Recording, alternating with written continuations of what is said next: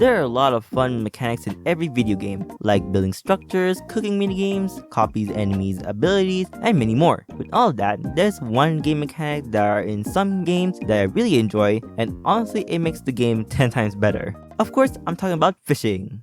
But I'm not wrong to say it, it's somehow fun, and I know you enjoy it. If that's not hardcore enough, try fishing in Stardew Valley, and then we talkin'. But we're not talking about that game. Instead, we're talking about another game that used that mechanic, which is Genshin Impact. If you had no idea what this game is, or you completely ignore existence, in summary, it's a game where you have to play as a good-looking human being that you wish you had, or you wish you want to be, on a quest filled with discoveries and dialogue boxes.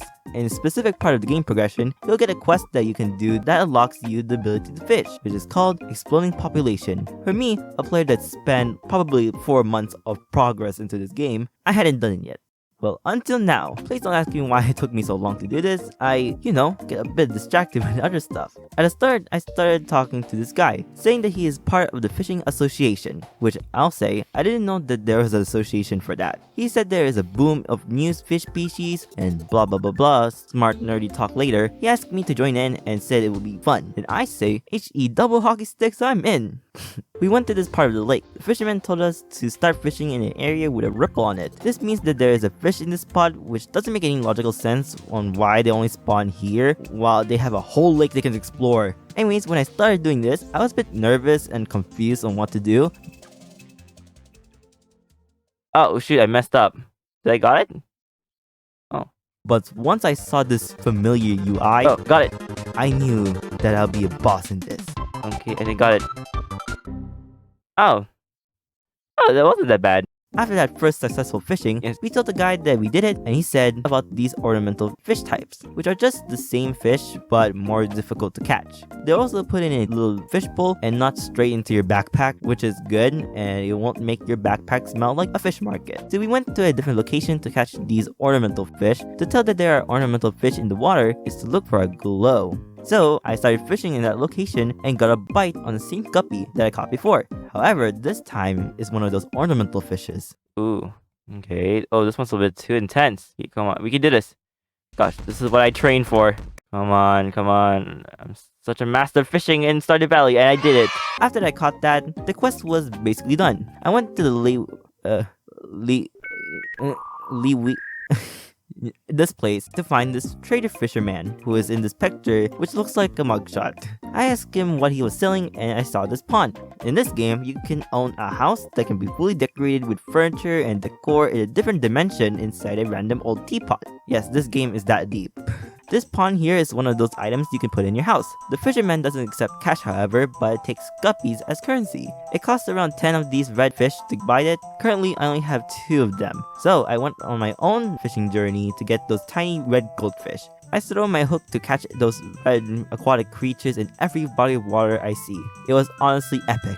So far from what I'm saying, it seems like there's only one fish in the game, but there's obviously a lot more species of fish you can snatch and collect. It's like a boring version of Pokemon. These fish's designs are pretty cool looking, like we have this red mosquito looking one, this big fat one, this melodic looking fish, and this one is just a straight up goldfish. So much variety. However, you can see that some of these fishes don't really bite the hook. Are they fully aware that it will be eaten?